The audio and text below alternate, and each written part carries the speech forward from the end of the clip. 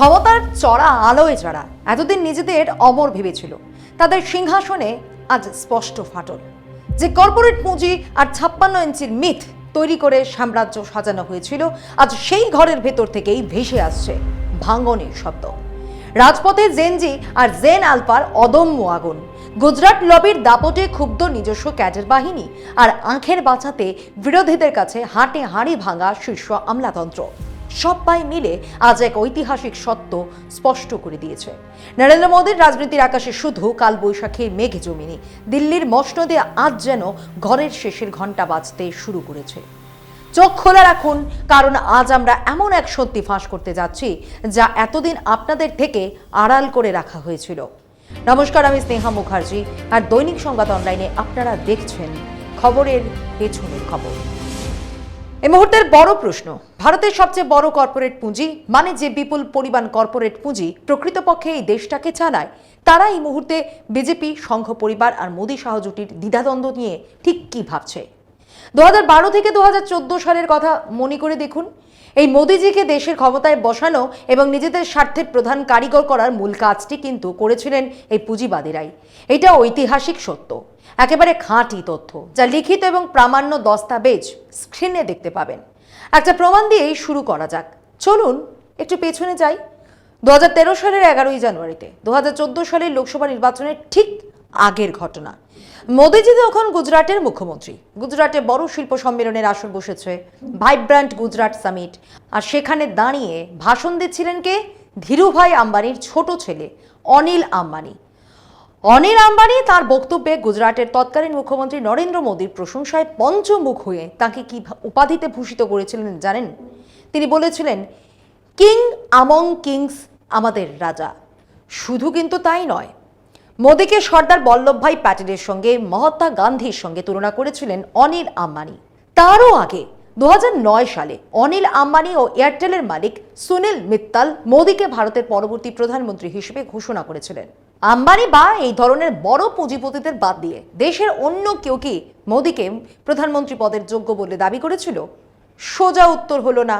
এমনকি হিন্দুত্ববাদী মতাদর্শের কোনো নামজাদা বুদ্ধিজীবীও তখন মোদীজিকে দেশের প্রধানমন্ত্রী পদে বসানোর মতো যোগ্য বলে দাবি করার উদ্যোগ নেননি। তার মানে পর্দার পেছনে বৃহত্তর পরিকল্পনার মাস্টার মাইন্ড ছিল এই কর্পোরেট পুঁজিপতিরাই। হিন্দুত্ববাদী কোনো বুদ্ধিজীবী নয়, কোনো সাভারকারপন্থী নয়, বিজেপির কোনো প্রবীণ শীর্ষ নেতা বা আরএসএস এর কোনো নেতা কেউ না, কোনো সাধু সন্ত, কবি, গায়ক, এমনকি কোনো দক্ষিণপন্থী সাহিত্যিকও কোনোদিন বলেননি যে নরেন্দ্র মোদী একদিন ভারতের প্রধানমন্ত্রী হবেন। পরে অনিল আম্বানি, সুনীল মিত্তারের দেখা দেখি মাঠে নামে টাটা। বিড়লাদের মতো অন্যান্য কর্পোরেট গোষ্ঠী, তখন গৌতম আদানি ছিলেন বটে, তবে আজকের মতো এত পরাক্রমশালী নন।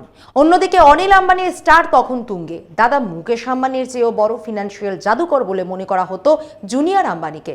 অনিল আম্বানির সেই বক্তব্যের অর্থ পরিষ্কার। 2013 সালেই দেশের কর্পোরেট পুঁজি এবং মোদীর মধ্যে একটি ঐতিহাসিক সমঝোতা তৈরি হয়ে গেছিল। এরপর এই অক্ষের সঙ্গে যুক্ত হয় আরও দুটি শক্তিশালী বলয়। নাম্বার 1, আরএসএস ও আমলাতন্ত্র। প্রাথমিক দ্বিধা কাটিয়ে বিবেকানন্দ ফাউন্ডেশনের মাধ্যমে নৃপেন্দ্র মিশ্র বা অজিত ডোভালের মতো শীর্ষ আমলাদের মোদীর সাথে জুড়ে দেয় আরএসএস। নাম্বার 2, উচ্চবর্ণের সমর্থন। সংরক্ষণ আর সামাজিক ন্যায় বিচারের রাজনীতিতে অসন্তুষ্ট দেশের উচ্চবর্ণের গোষ্ঠীও এই সমীকরণে যুক্ত হয়ে ত্রিভুজের তৃতীয় কোণ তৈরি করে। তাই আজকের দিনে দাঁড়িয়ে রাম মন্দিরের ভক্তদের অনুদান চুরি বা যন্তর মন্তরের ক্ষোভের আবহে আসল প্রশ্ন একটাই, সেই কর্পোরেট পুঁজিপতিরা কি আজও মোদীকে 2013 সালের মতোই অপরিহার্য মনে করছেন, নাকি তাদের সেই অন্ধ সমর্থনে ফাটল ধরতে শুরু করেছে? বিশ্লেষকদের একটা বড় অংশ মনে করছেন সেদিন বেশি দূরে নয় যখন ভারতের কর্পোরেট পুঁজি শুধু মোদীর উপর থেকে মুখই ফেরাবে না, তাদের সেই ক্ষোভ প্রকাশ্যে আসতে শুরু করবে। এর পেছনে কিন্তু একটা দুটো নয়, স্পষ্ট 5-5টি কারণ রয়েছে। নাম্বার 1, আরএসএস এবং বিজেপির নিজস্ব ক্যাডারদের কাছেই মোদী সরকারের সেই আগের মতো গ্রহণযোগ্যতা আর নেই। নাম্বার 2, ইতিহাসে প্রথমবারের মতো সরকারের ভেতর থেকেই মোদীকে সরাসরি চ্যালেঞ্জ জানিয়েছেন নীতিন গডকরি। আদালতে মোদী সরকারের সিদ্ধান্ত থেকে নিজেকে আলাদা করার নজিরবিহীন পদক্ষেপ নিয়েছেন তিনি। অন্যদিকে সরকারের ভেতর থেকেও গডকরির বিরুদ্ধে তদন্তের নামে নজরদারি চলছে। তার পরিবারের সংস্থায় ককরোচ ফান্ডিংয়ের অভিযোগ খতিয়ে দেখা হচ্ছে। নাম্বার 3, যন্তর মন্তরের ছাত্র বিক্ষোভকারীদের উপর পুলিশি দমন পীড়ন এবং রাম মন্দিরে অনুদানের টাকার অনিয়ম নিয়ে সুর চড়িয়েছেন রাহুল ও প্রিয়াঙ্কা গান্ধী সহ বিরোধী সাংসদরা। তারা সরাসরি স্বরাষ্ট্রমন্ত্রী অমিত শাহের পদত্যাগ দাবি করে রাজপথে নেমেছেন। অন্যদিকে সুপ্রিম কোর্ট পরিষ্কার জানিয়েছে, ক্ষমতার দাপট দেখালে পরিস্থিতি বিগড়ে হিংসা ছড়াতে পারে, তা এড়ানো উচিত। জেনজি তরুণরা কেন এত ক্ষুব্ধ, সরকারের উচিত তা কান পেতে শোনা। নাম্বার 4, বিজেপির নির্বাচনী যন্ত্র এখন স্পষ্ট ক্লান্তির ছাপ। আমার বুথ সবচেয়ে মজবুত স্লোগান দেওয়া দলের শীর্ষ নেতারা নিজেদের বুথেই হারছেন। মধ্যপ্রদেশের দাতিয়ায় নরোত্তম মিশ্রর বুথে বিজেপি হেরেছে। বাকিপুরে দলের জাতীয় সভাপতির বুথ, সাংসদ রবিশঙ্কর প্রসাদের বুথ, এমনকি বুথ প্রভারী প্রার্থীর নিজস্ব বুথেও বিজেপি ধরাশায়ী। আরএসএস মূল সংগঠন ও সরকার মিলে মাত্র 64.30% ভোটারকেও বুথে টানতে পারেনি। বাইরে মোদির যতটা বিরোধিতা হচ্ছে তার চেয়েও তীব্র ক্ষোভ তৈরি হয়েছে বিজেপি ও সংঘ পরিবারের ভেতরে। এই 12 বছরে প্রথমবার মোদির নিজস্ব লোকেরাই তার বিরুদ্ধে মুখ খুলছেন। তিনি 3টি গুরুত্বপূর্ণ তারিখ খেয়াল করুন। 23 জুলাই জেনজিদের সংসদ ঘেরাও করার ঠিক 3 দিন পর বিজেপি বর্ষিয়ার নেতা মুরলী মনোহর যোশী খোলাখুলি আন্দোলনকারীদের পাশে দাঁড়ান। মোদী শাহ জুটিকে হুঁশিয়ারি দিয়ে বললেন, নমনীয় হন, নইলে পরিস্থিতি হাতের বাইরে চলে যাবে। এরপর 8 আগস্ট আরএসএস প্রধান মোহন ভাগবত সরাসরি জেনজি আন্দোলনকে সমর্থন জানান। তিনি পরিষ্কার বললেন, সরকার বা সিস্টেমের কাজ তরুণদের উপর সিদ্ধান্ত চাপিয়ে দেওয়া নয়, বরং তাদের কথা শুনে আলোচনা করা। 15 আগস্ট মোদীর অত্যন্ত ঘনিষ্ঠ যোগগুরু রামদেব ক্যামেরার সামনে নজিরবিহীন তোপ দাগলেন। তিনি বললেন, প্রশ্নপত্র ফাঁস হচ্ছে, মোটা টাকায় চাকরি বিক্রি হচ্ছে, ছেলেমেয়েরা রাস্তায়, এই দুর্নীতি এখনই থামান, নিজেদের শুধরে নিন, তা না হলে রামদেবকেও আবার রাজপথে আন্দোলনে নামতে হবে। রামদেবের পর মোদির আরেক প্রিয় বাবাজি ধীরেন্দ্র শাস্ত্রী ওরফে বাগেশ্বর বাবা। নিজস্ব বলয়ের এই বিদ্রোহ মোদির ক্ষমতার স্তম্ভ নাড়িয়ে দেওয়ার স্পষ্ট ইঙ্গিত। তবে সবচেয়ে বিপজ্জনক সংকেতটা আসছে বিজেপির নিজের ঘর থেকে। পীযূষ গোয়েল, অশ্বিনী বৈষ্ণব, রাজনাথ সিং বা কিরেন রিজিজুর মতো প্রথম সারির নেতাদের বাদ দিলে দলের অন্দরে অসন্তোষ বাড়ছে। রাজীব প্রতাপ রুডি, শাহনওয়াজ হোসেন, রবিশঙ্কর প্রসাদ কিংবা প্রকাশ জাভড়েকরের মতো বঞ্চিত নেতাদের তালিকাটা অনেক লম্বা। বিজেপির 31 বছরের দুর্গ হিসেবে পরিচিত পাটনার বাঙ্কিপুর কিংবা মধ্যপ্রদেশের দাতিয়া উপনির্বাচনে পরাজয় কোনো দুর্ঘটনা নয়। উচ্চবর্ণের ভোটারদের ক্ষোভ এবং দলের ভেতরের অন্তর্ঘাতেই এই হারের প্রধান কারণ। আসল পরীক্ষা সামনে, উত্তরপ্রদেশ বিধানসভা নির্বাচন। 6 মাস পরের এই সেমিফাইনালে যদি মোদী সহ জুটি ধাক্কা খায়, তবে 2029 সাল পর্যন্ত সরকারের মেয়াদ টেকানোই বড় চ্যালেঞ্জ হয়ে দাঁড়াবে। তখন যতই তীর ছোড়া হবে তা গিয়ে সরাসরি বিঁধবে 56 ইঞ্চির ছাঁথিতেই। সময় বদলাতেই বিজেপির ভিতরের ফাটল ও বাহ্যিক ক্ষোভ দুটোই এখন উলঙ্গ হয়ে ফুটে উঠছে। মোদীর রাজনীতির প্রধান স্তম্ভ দুটি, এক একচ্ছত্র ভয়ের বাতাবরণ জিইয়ে রাখা, আর 2 নিখুঁত টাইমিং। কিন্তু আজ জেনজি এবং জেন আলফারা রাজপথে নেমে সেই ভয়ের দেওয়াল ভেঙে গুঁড়িয়ে দিয়েছে। যে কোনো সর্বগ্রাসী শাসন ব্যবস্থার জন্য সবচেয়ে বড় আশঙ্কা হলো জনগণের মন থেকে ভয় দূর হয়ে যাওয়া। সেই কারণেই আজ জেনজি তরুণদের দেখে মোদী সরকারের পিছু হটতে হচ্ছে, আর সংসদে প্রধানমন্ত্রীর মুখ খোলার সাহস হয়নি। আমাদের দিল্লির সূত্র জানাচ্ছে, মঞ্জিত নেতাদের চেয়েও বেশি আতঙ্কে আছেন মোদীর তথাকথিত কিচেন ক্যাবিনেটের ঘনিষ্ঠরা। অমিত শাহ, অশ্বিনী বৈষ্ণব বা পীযূষ গোয়েলদের মতো নেতারা ভালো করেই জানেন, ক্ষমতার সূর্য ডুবলে তারাই থাকবেন সরাসরি ফায়ারিং লাইনে। অন্যদিকে সাধারণ দলীয় সাংসদ ও নেতাদের উপলব্ধি, এতদিনের মিথ্যে প্রতিশ্রুতি, ভাওতা আর ফাঁকা আড়ম্বরের মেয়াদ শেষ। বিজেপি ও আরএসএস এর ক্যাডারদের মনস্তত্ত্বটা খেয়াল করুন। আজ যারা ছাতি ফুলিয়ে ঘুরে বেড়াচ্ছে, রাজনৈতিক বাতাস উল্টো দিকে ঘুরলেই তারা আবার ঘরের কোণে ডুব মারবে। আজ শাসকের সর্বোচ্চ জুটি যে সংকটজনক জায়গায় এসে দাঁড়িয়েছেন, তা সম্পূর্ণ তাদের সেলফ ইনফ্লিক্টেড ইনজুরি, মানে সখ্যাত শরীর। বাহ্যিক পরিসংখ্যানের দিকে তাকালে আপনি হয়তো বলবেন, লোকসভায় বিজেপি জোটের আসন সংখ্যা 292 থেকে বেড়ে 318। সংখ্যাগরিষ্ঠতায় তো অভাব নেই, কিন্তু রাজনীতি কেবল সংখ্যার সমীকরণ দিয়ে তো চলে না। আসল ক্ষমতার উৎস হলো ভয়, আর সেই ভয়টাই আজ হাওয়া হয়ে গেছে। গত 12 বছর ধরে ভারতের আমলাতন্ত্র আতঙ্কের আবহাওয়ায় দমবন্ধ অবস্থায় দিন কাটাচ্ছে। দ্বিতীয় সমস্যা, দলাদলির বিপজ্জনক সমীকরণ। বিজেপির প্রায় 240 জন সাংসদের মধ্যে প্রায় 130 জনই এসেছেন কংগ্রেস বা অন্য বিরোধী দল থেকে। তারা মূলত ইডি ও সিবিআই এর আতঙ্কে বাধ্য হয়ে পদ্মছাতার ছায়ায় আশ্রয় নিয়েছিলেন। আজ যখন সেই ভয় ভাঙছে এবং মোদিজির নিজস্ব লোকেরাই তার বিরুদ্ধে কথা বলছেন, তখন এই দলবদলু গোষ্ঠী কোনো অবস্থাতেই শেষ পর্যন্ত মোদির পাশে কতদিন টিকবে বলা মুশকিল। আর সব থেকে বড় কথা কি জানেন, নরেন্দ্র মোদী না আজ এমন একটা তরুণ প্রজন্মের বিরুদ্ধে যুদ্ধে নেমেছেন যাদের দমন করা ইতিহাসে কোনো শাসকের পক্ষেই সম্ভব হয়নি। রাজস্থান থেকে মহারাষ্ট্র প্রতিটি গ্রামে স্কুলে স্কুলে তরুণদের ক্ষোভ এখন দাবানলে রূপ নিয়েছে।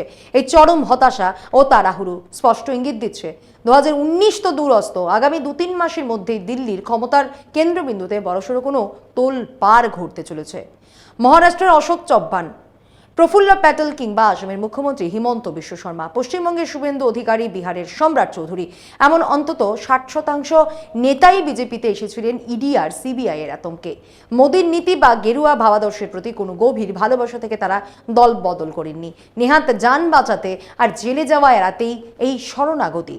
তবে এর চেয়েও বড় সত্য হলো আরএসএস এর সেই ঐতিহ্যবাহী নীতি ইউজ অ্যান্ড থ্রো।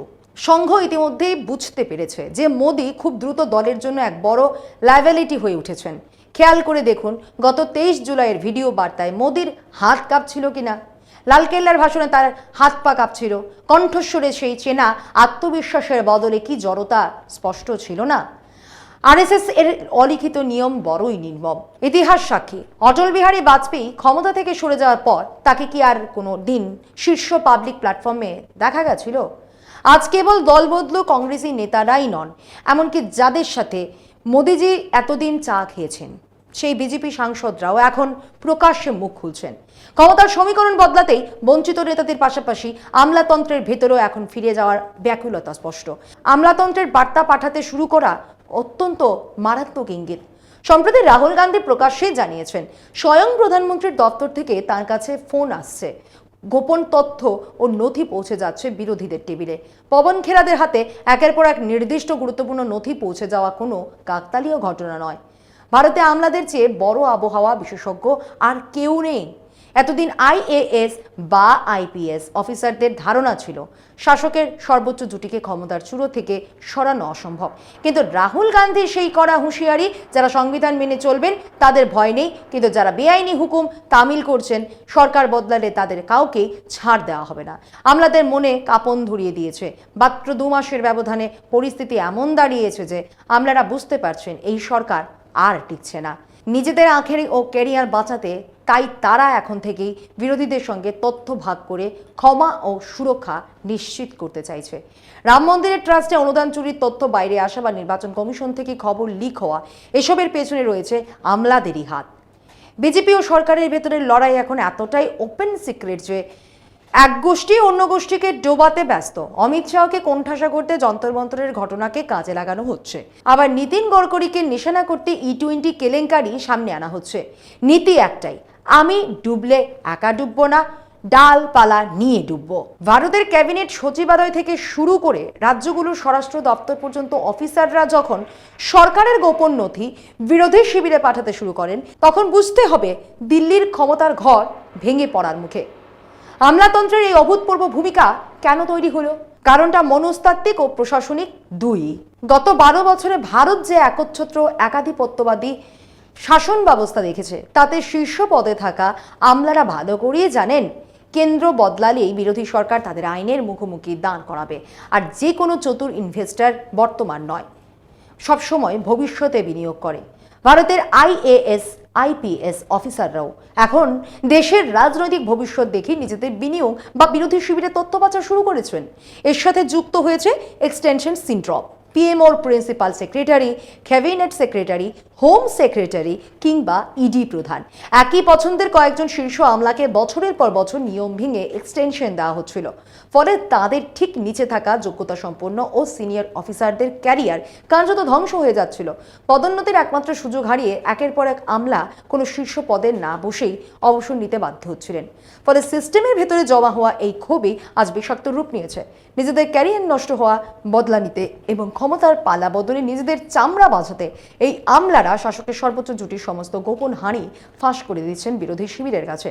অন্যদিকে লখনৌ থেকে ভোপাল রাজপথে এখন কেবল জেনজি নয়, তাদের ছোট জেন আলফারাও সম্পূর্ণ রুখে দাঁড়িয়েছেন। কেন্দ্রীয় স্বরাষ্ট্রমন্ত্রী অমিত শাহকে প্রকাশ্যে ক্ষমা চাওয়ার দাবি তুলে তারা সাফ জানিয়ে দিয়েছে, অর্ধ সত্য বা ফাঁকা প্রতিশ্রুতি দিয়ে এবার আর পিছু হটা যাবে না। দলের ভেতরে ক্ষোভের আগুন, প্রশাসনের নজিরবিহীন তথ্য পাচার আর রাজপথে অদম্য তরুণ প্রজন্মের প্রতিরোধ, সব মিলিয়ে দিল্লির মসনদের চারপাশ ঘিরে এখন সত্যি এক কাল বৈশাখের ঘন মেঘ। ইতিহাস কিন্তু কাউকেই মাফ করে না। যে 56 ইঞ্চির অহংকার একদিন কোটি কোটি মানুষের চোখ ধাঁধিয়ে দিয়েছিল, তা আজ নিজেরই তৈরি মিথ্যের দুর্গে গৃহবন্দী। রাজপথের তরুণদের এই রক্তচক্ষু আর মুক্তিকামী চেতনার তোড়ে দিল্লির সাজানো সাম্রাজ্য আজ উড়ে যাওয়ার অপেক্ষায়। এখন শুধু শেষ অঙ্কটুকু দেখার অপেক্ষা। আজ এ পর্যন্তই। এমন আরও বিষয় জানতে অবশ্যই চোখ রাখুন দৈনিক সংবাদ অনলাইনের পর্দায়। লাইক, কমেন্ট ও শেয়ার করুন। দেখতে থাকুন দৈনিক সংবাদ, শুধু নামই যথেষ্ট।